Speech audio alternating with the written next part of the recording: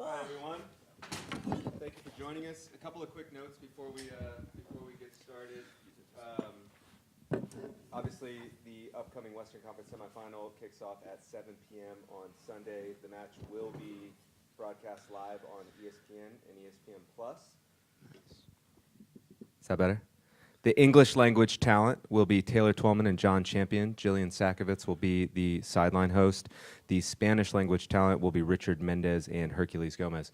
You probably saw online, but single match tickets went on sale Tuesday morning at 10 a.m. They sold out instantly.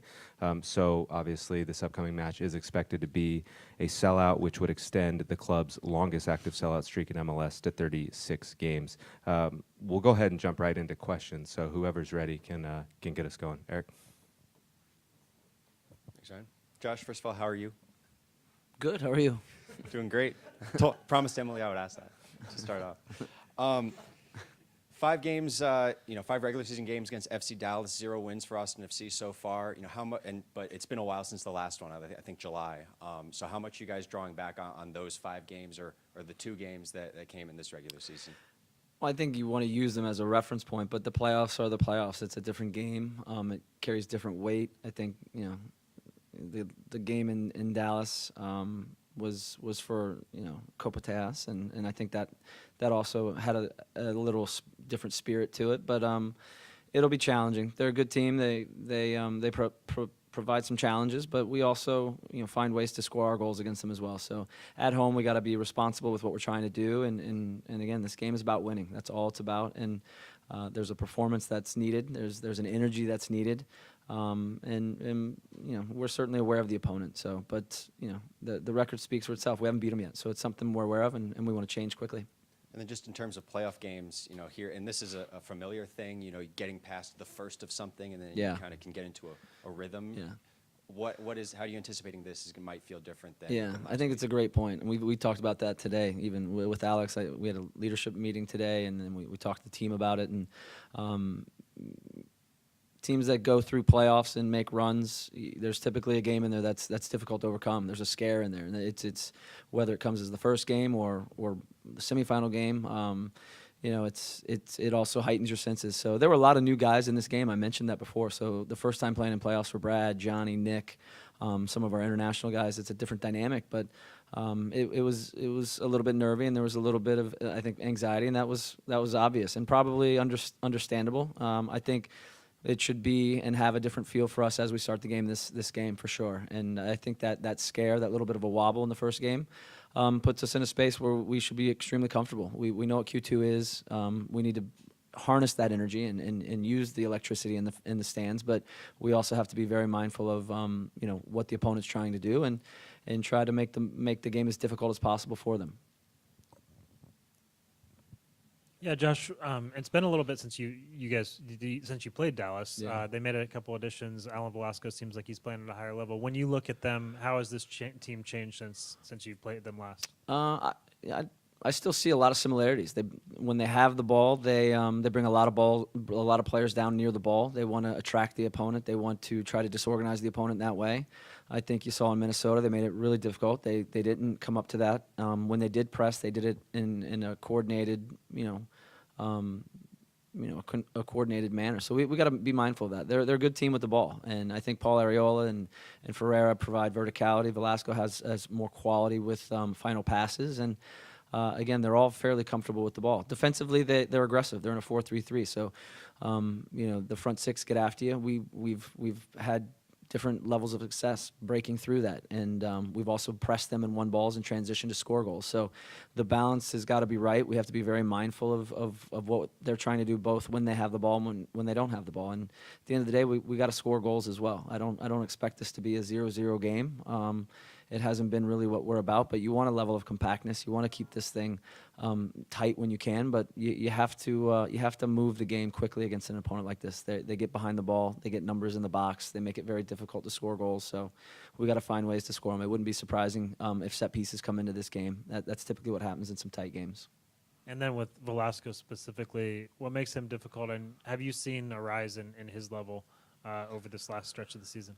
I've only seen some of the games they've played recently. He's a good player. I think they have a number of good players in the attack. I mentioned Paul Areola, and Ferreira does a great job unbalancing you. Essentially, he's low, he's out wide, he's constantly looking to get behind the line.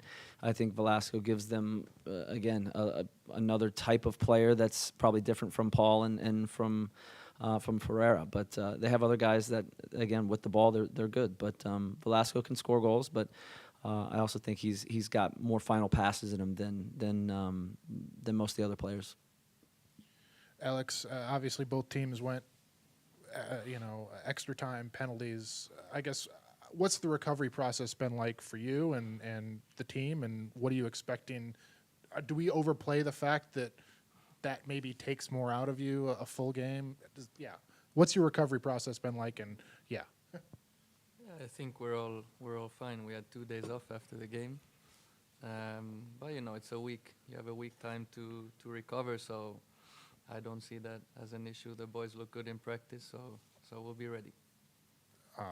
Josh, obviously you mentioned the rivalry, and that adds a little bit more to this. Also with LA having a rivalry, I guess, have you felt any more hype around the playoffs this year because of those rivalries? And have you heard anything else from friends or colleagues or anything? I wouldn't say. I think when you get to now and you have 2 Texas teams, you have 2 LA teams. Remember, none of these teams were in the playoffs last year. I think that's a storyline behind it.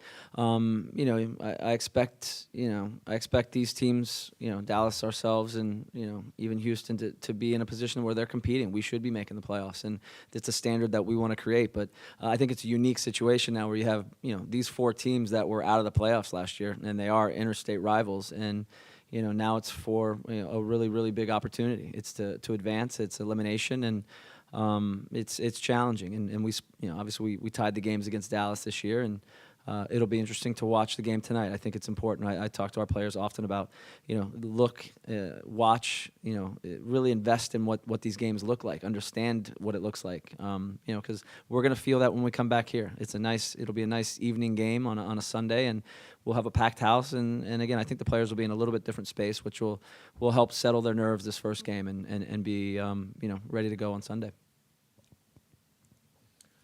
Alex, you were in playoffs a bunch up in New York, and went to the semifinals a lot. What do you take from those experiences going into this week? Yeah, it's one and done. This is the furthest I've gotten in the playoffs, so that's something I would like to change. With Austin, the playoffs, they're a dogfight. I said it, I think, before the last game. Of course, there's a certain level with tactics and whatnot, but in the end, it'll be down to one seed more who's willing to do more to win. And I think we showed that last weekend after a bumpy first 20 minutes. But, our team has fight, we have spirit. We've shown it multiple times, and I'm very confident in our team right now. Alex, what does it mean to you that you guys haven't beaten FC Dallas? Is that playing at all to the mindset heading into this one? A good place to start on Sunday then.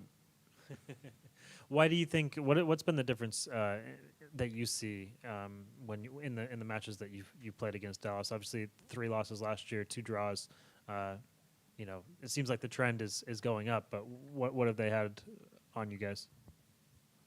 I don't think they have anything on us this year. I think they've been very, very tight games. I think especially at that away draw, we could have scored 2-3 goals more. Here, when they went 2-0 up, we could have maybe even won the game at the end.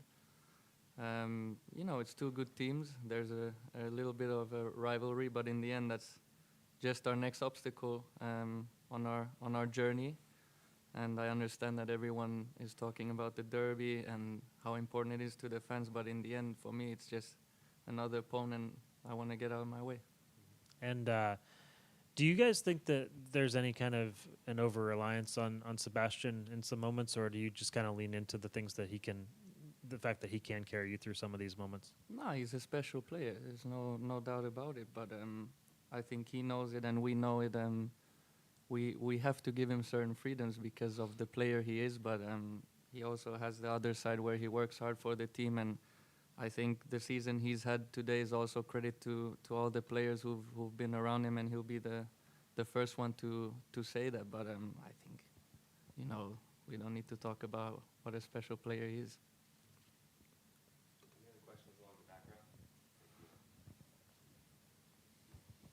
Coach, for you guys, finally got that first playoff, Mm-hmm. match under your belt. Going into the second one, is there a sense of more, for you guys to be more comfortable a little bit, even though, it's still pressure and everything, but you feel a little bit more comfortable? I think the guys will. I think they'll take that'll be one of the takeaways from the first game.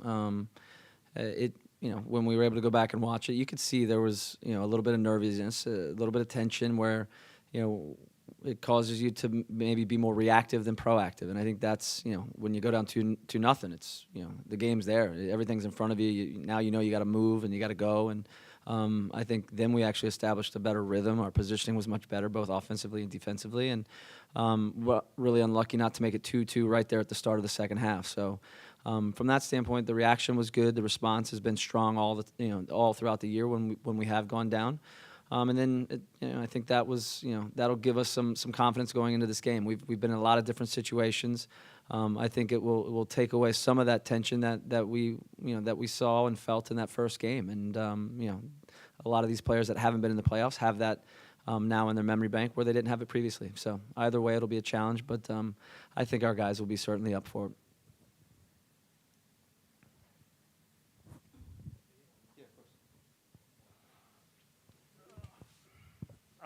Obviously, Johan started the first half against RSL. Mm-hmm. Danny came in, I thought played well. How do you assess who to start in this match? Yeah, I thought they both did fairly well. I think Johan's it's unfortunate you take a handball. You expect the game to you start with how you expect the game to go, and obviously those things change quickly because of goals. But I thought Johan, after the first 20 minutes, he settled in. He was on the ball more. He obviously won the ball that led to the goal in the first half. Pepe came in and 6 minutes into the second half, it's a red card, so they're a little bit lower, and they got much lower, and the game becomes challenging. There really aren't any lines. They were in a 5, they were in a 4-4-1 for a bit. They were in a 5-4 after that. So Pepe had a couple good moments where he could dribble through some stuff. He obviously the first 90 seconds he's the one that dribbles and breaks lines and hits the one across the goal. That the goalie clears off of Emiliano. It's a really still remarkable that didn't go in. But Danny brings different qualities. Valencia I think is a ball winner. He's one of if not our best ball winner. And I think as that game changed and we needed a little bit of a change, Danny provided that as he has. So we'll look at what we think Dallas has got and what they're going to go with and make our best decision. Josh, kind of along similar lines with what I asked Alex, from your playing experiences, in the playoffs, what do you try to, impart onto the players just from, the success that you had as a player in the playoffs, or whether long playoff runs or short playoff runs? Yeah, I think it's, being comfortable with what the environment's going to feel like, and the emotion that comes with that game. It's normal. It's there's going to be a little bit of nerviness always when you get in our stadium, and it is an elimination game. But we should use that more as fuel than something that negates us or paralyzes us. So again, I think having that experience helps our guys. But you're going to have to play. It's 90 minutes. It might be 120 minutes. It's about competing. It's about being difficult to break down. And obviously when opportunities come, it's being opportunistic. And, I think, throughout the year we've scored a good amount of goals. We also got to take that away from them. It's important that we understand what they're trying to do and do a good job preventing that. And if we do that, we'll put ourselves in position to score goals. We've shown that. Alex, you mentioned a lot of these tight playoff games do come down to who wants it more. I guess just how badly do you guys want it? Just by looking at me, you know that. And then just kind of since day one with this year, it seems to have been about unity, and you guys have talked about how united this locker room is. When you need that extra emotion, having that unity in the locker room, where does that come into play, and how can that benefit? Yeah, we're like a family. We love spending time together. The difference to the COVID years and now being able to do stuff is immense. And obviously with our fans behind us, it's unique. I've played in Europe in front of a lot of people, but the atmosphere here, the way they carried us last year already, even though results weren't always good, but it's unique, and we feed off the energy. I think you can see it, and yeah. Alex, I know F1's in town. I think we've asked you about this before. Were you Kimi or Valtteri? Now that Kimi's retired, are you a Valtteri fan? Yeah, obviously both. Big Kimi fan. I love his press conferences especially. But no, yeah, I haven't been able to go to a race yet because we always seem to play on the same day at the same time. So maybe someday. Well, Bob just got here, so now he's got to ask a question. Bob? Sorry I'm late. Everyone was on. This question's may have been asked on this. Josh, just the mindset of your team over the last few weeks of the regular season leading into the playoffs, how do you think it changed when you took the step into the playoffs? What did you see different as you took that first step into the playoffs, and how does it make it elevate again? Yeah, I think it was challenging for our guys to really step into that space initially. The first 20 minutes was a little hesitant, a little sloppy, a little, for me, disconnected offensively and defensively. And you go down a couple goals, and I think right away now there's a different urgency, and our guys, kind of refocused and got back into what we are and who we are. The last couple games of the year, I mean, you're not playing for position. You're playing, obviously, their games. They still have good meaning, and you want to win them. So it was a challenge. I'd say that it clearly looked like that in the way that it started. But as the game went on, our guys, came to life and did the things that we've done all year, found ways to score goals, and created a plenty of chances to win that in regulation. And it just took a little bit longer, but it's a challenge. I mean, when you got 9 guys in the box, 10 guys in the box like that, it becomes challenging to find shots, to find space, and give them credit. They did a good job making it difficult. But I expect our guys to, as I said before, to be in a little bit better position. They have a little more familiar what that feels like. They've had the scare and had to get through it. And now, again, it's 3 games. Doesn't matter who the opponent is. You want to get there, and it's going to take 3 to hoist a trophy. And you won't get there unless you win the next one. So this is a big game, big moment for the club, and it'll be an exciting night. And our guys will, as always, look forward to it, and we'll be ready. Alex, just as you think back to a year ago when you guys left the regular season and kind of this month as you're watching the playoffs, how different a mindset is it now? Because I feel like then y'all probably thought, hey, we do have talent here. It's not like, we're probably not the 12th team or 11th team in the West. How different is it now looking back a year later? Yeah, I mean, it hurt to watch from your couch at home. A lot of guys sticked around in the off season. I didn't go home. There was a bunch of other guys who stayed here and came back into work. I think it was something that really stung because there was potential there, and in the end we let ourselves down a little bit, and I think that's been a big thing for guys who were here, especially last year, that they've had that in their back of their minds, and it's a good motivator. And then when you're one of the final 8 teams, the number 2 seed in the West, it's still hard to find that chip on your shoulder. No. I feel like there's so much outside at you guys that maybe it's not that hard. I mean, I don't pay so much attention to what comes from outside, but I think we don't need any extra motivation. I think Josh mentioned it today. You play for the memories. You don't want to remember sitting on the couch after conference semifinal and watching other teams keep on playing. So I think that's a big motivator. We have a special group. This is a special club, and you want to make memories worthwhile. Thanks, Bob. We do have a couple questions from some folks who are following along online. The first is from Charlie Boehm at MLSsoccer.com. Josh, it's for you. To what extent do you feel the squad uses the preseason predictions from MLS pundits as motivation this season? Yeah, I mean, it was an illustration of what we were thought of. I think that's the long and the short of that. I mean, if they take that personal, I mean, I don't know. I mean, it was just showing and illustrating what we were looked at, how we were viewed by the league, maybe by players in the league, by pundits in the league, and it was just an initial, I think, stance and a reminder to our guys. We got a lot to prove, and the way you prove that is consistency, is going out and getting results and earning respect, and I think our guys have done that. I don't think that's really something that's motivating today. But it certainly struck a chord with our guys, and I think now we understand who we are, and now there's the responsibility of performing and showing and demonstrating that we are one of the best teams in the league, and that carries a different weight and a different responsibility. And that's we'll have that right now, and we're going to have that going into next year as well. So while it was used as something just to illustrate a need for growth and certainly for our players to understand the space that we're in, I think it was useful at the beginning of the year, but I don't think it has too much to do with anything today.